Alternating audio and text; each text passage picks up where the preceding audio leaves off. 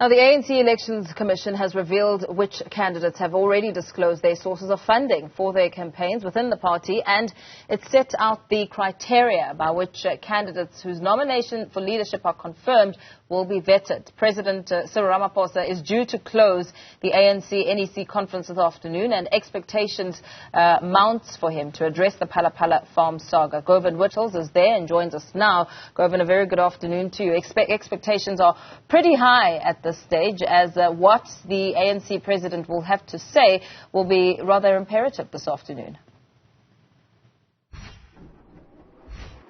Indeed, and expectations not only on the president of the ANC, but certainly rising on the Elections Commission of the ANC, which is looking at the integrity of the candidates who have met the threshold in terms of nominations. They've confirmed that they're currently consolidating the number of people whose nominations have come in, and on the 24th of this month they're expected to make public the list of people who've met the threshold. But after that, the real process of testing their integrity begins. And in an interview with Newzroom Afrika, the secretary of the ANC's Elections Commission, Chief Phala, explaining the criteria by which these candidates will be vetted and laying out how they will test their integrity. Let's take a look. Anyone with a judgment by the court of a jail term of more than 6 months will not be eligible. Anyone who has got a matter pending in the court, which is going to be decided by a court, and there's a case there, will be affected. This does not mean that those who have got cases in the police station are affected. They're not affected until the prosecuting authorities decide to prosecute. Then that's where the rules of the step aside apply.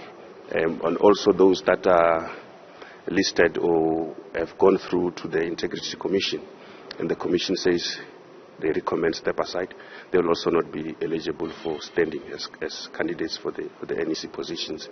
Those that are facing disciplinary actions and are actually suspended pending a disciplinary sitting, they are not going to be allowed to participate. And those that have been found guilty for serious misconduct in the ANC are also not going to be allowed to participate. As Chief Phala speaking to Newzroom Afrika on the sidelines of this ANC NEC meeting, after they had presented to the NEC meeting on the process of consolidating those nominations. We're coming to you live from Nasrec. In about an hour's time, we're expecting to hear from the president of the ANC in their closing address. They've moved that up. It was initially scheduled for 5 p.m., now scheduled for 4 p.m. And Phala Phala, the national spokesperson, telling Newzroom Afrika they've moved through the program with swift speed. This morning they were on the presentation by the Renewal Commission, and that they've already dealt with presentations on the State Capture Commission and, of course, the Elections Commission. But that's not all from Chief Phala. He's also taken us a step further in revealing which candidates have disclosed their sources of funding.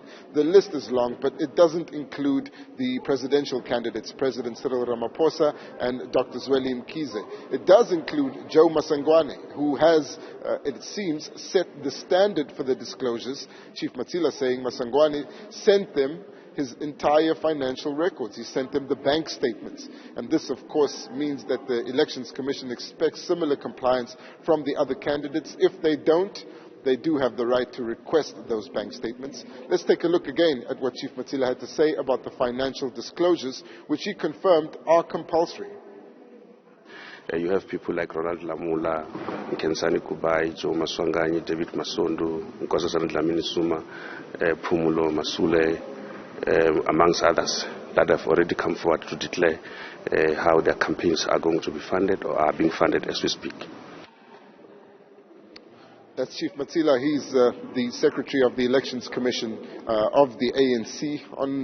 The Commission really expected to be the last line of defense for determining which candidates are able to contest for the leadership of the ANC, that already being one of the big topics. What he didn't say in that clip that we saw a little earlier was that they're not going to disqualify people who've been implicated in the State Capture Commission of Inquiry's report for wrongdoing. They'll still be allowed to contest.